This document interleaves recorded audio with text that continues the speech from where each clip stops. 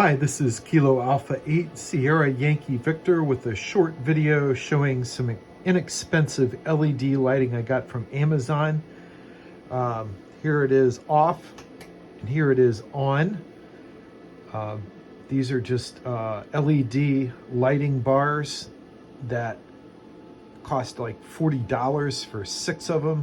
And I just have them held on to my wire shelving with bread ties. Makes them easy to move around if I change the shack around.